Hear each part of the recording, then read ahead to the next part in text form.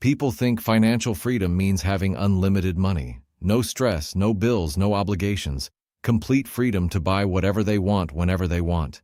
And modern culture reinforces that idea constantly. Luxury lifestyles, endless consumption, visible wealth, expensive cars, massive houses. The image of financial success is usually presented as more upgrades, more possessions, more visible proof that someone has made it.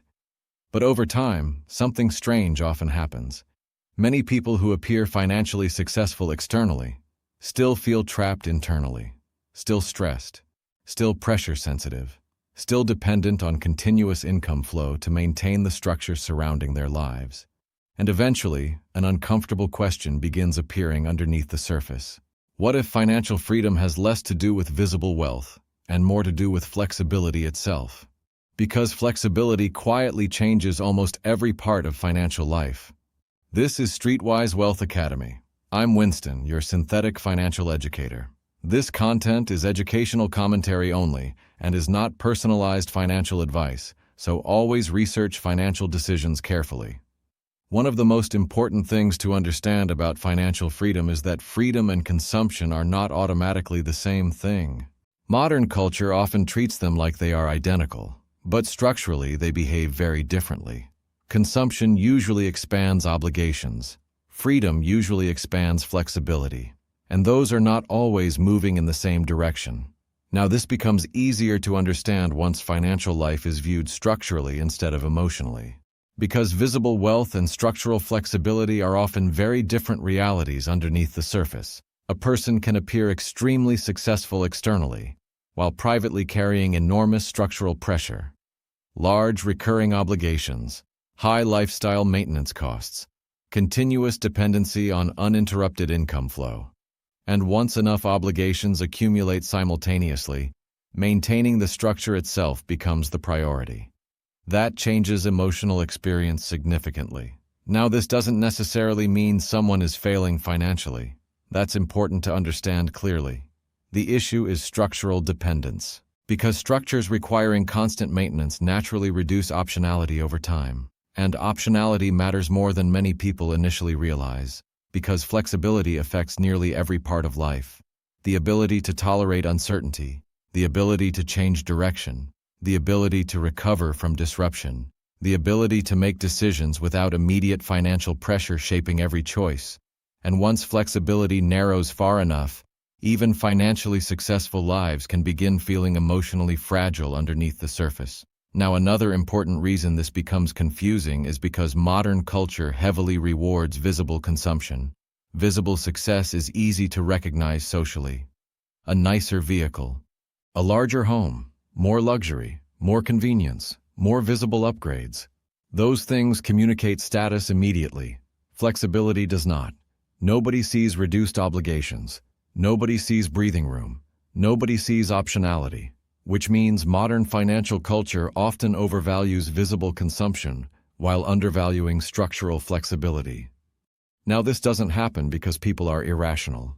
Human beings naturally respond to visible signals, and modern environments continuously reinforce those signals.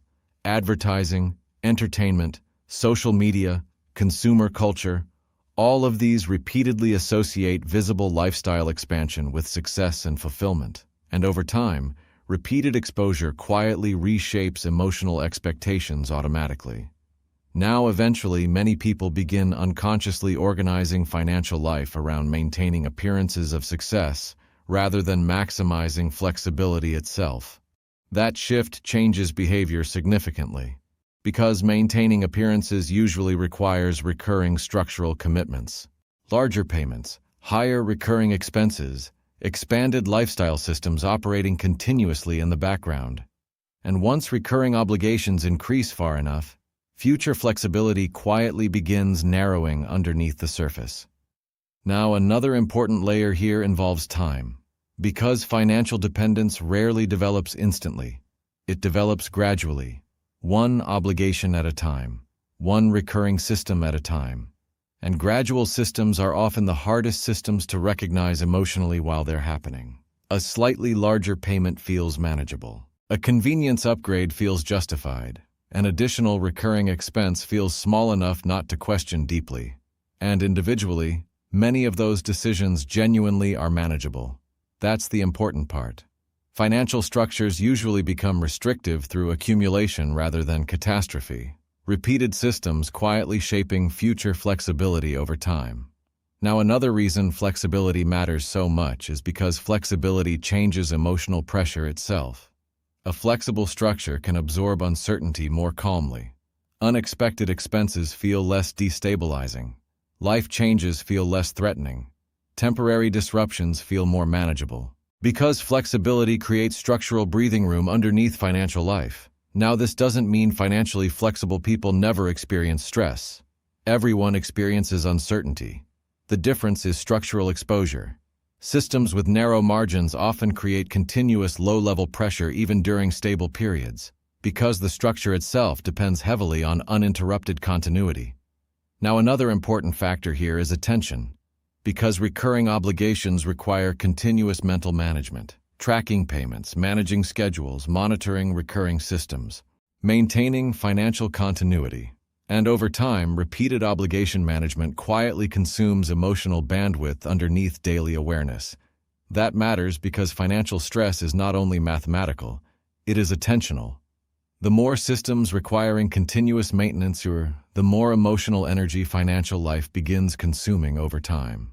Now, convenience systems often accelerate this process, because convenience usually reduces short-term effort, while increasing long-term structural dependency underneath the surface. Subscription ecosystems, financing systems, deferred payments, automatic renewals, all of these reduce immediate friction. But collectively, they often increase recurring complexity and obligation over time, and increased complexity quietly reduces flexibility. Now, another important layer appears once lifestyle expectations normalize upward. Because human beings adapt to improved conditions extremely quickly psychologically. What initially feels luxurious eventually feels ordinary. What initially feels optional eventually feels emotionally standard. And once expectations normalize, reducing them later often feels uncomfortable emotionally. Not because people are weak. Because human beings naturally resist downward adjustment after adaptation occurs. That resistance quietly reinforces structural dependence over time. Now, modern financial systems are heavily optimized around normalization, monthly systems, recurring subscriptions, convenience ecosystems. All of these encourage repeated predictable behavior, and predictable systems become extremely stable structurally. Again, this is not about conspiracy, it's about incentives. Systems naturally evolve toward repeatable patterns because repeatable systems reduce uncertainty. But repeatable obligations also quietly reshape flexibility underneath the surface. Now, eventually, many people stop evaluating financial life through freedom itself. Instead, financial success becomes associated with maintaining larger and larger structures continuously. Maintaining the house, maintaining the payments, maintaining the lifestyle, maintaining the image. And once maintaining the structure becomes the emotional priority, financial life often becomes increasingly pressure-sensitive underneath the surface. Now, none of this means enjoying life is wrong. And it certainly does not mean visible success automatically equals instability. That's not the point. The goal is understanding the structural difference between consumption and flexibility, because those systems influence emotional experience very differently over time. Consumption often increases visible comfort. Flexibility often increases invisible stability, and modern financial culture frequently emphasizes one while overlooking the other. Now, another reason this matters is because flexibility changes decision-making itself. People with greater flexibility can usually make decisions with less immediate pressure shaping every option. More patience, more adaptability, more recovery capacity. And over time, reduced pressure changes emotional experience significantly. Not because life becomes perfect, because structural breathing room changes how uncertainty gets processed psychologically. Now, if you step back and observe the broader pattern, something important becomes very clear. Recurring obligations reduce flexibility. Reduced flexibility increases dependency on continuity. Dependency on continuity increases pressure sensitivity. And over time, Maintaining the structure itself often becomes the primary emotional focus, which means financial freedom is not always about visible wealth alone. Sometimes it is about how much flexibility still exists underneath the structure surrounding daily life. Now, understanding this should not create guilt or fear. Fear usually reduces clarity. The goal is perspective, because perspective changes observation. Instead of evaluating financial life only through visible consumption or visible success, you begin noticing structural patterns operating underneath behavior. Flexibility patterns, obligation patterns, normalization patterns, dependency patterns, and once those systems become visible, financial life becomes easier to analyze more calmly, not emotionally, more structurally. You begin noticing how recurring obligations shape future options, how normalized expectations quietly reduce flexibility over time, how visible success and structural freedom are not always identical realities underneath the surface. And awareness matters because systems become easier to evaluate once they stop feeling invisible. Not instantly, not perfectly, but progressively. Because visibility changes perspective, and perspective changes attention.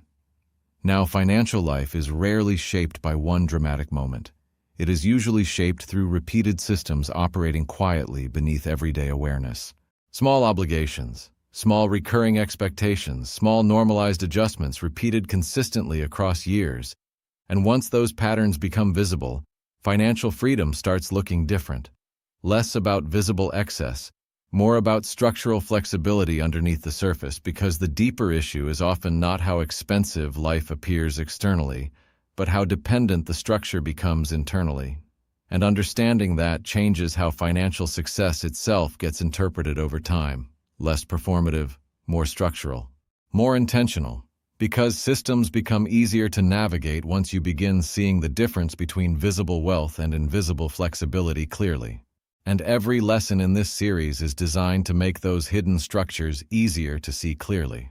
That concludes today's lesson. Peace. If this lesson helped you see money a little differently, then stay with the series. Because financial understanding is not built from one idea. It is built layer by layer. One system, one pattern, one hidden behavior at a time. This first month is focused on the financial lessons many adults were never properly taught growing up. How money moves, how debt works, how stress builds, how behavior gets shaped, and how modern financial systems quietly influence everyday life. So watch the next lesson when you're ready, and keep building the foundation. This is Streetwise Wealth Academy. I'm Winston. Peace.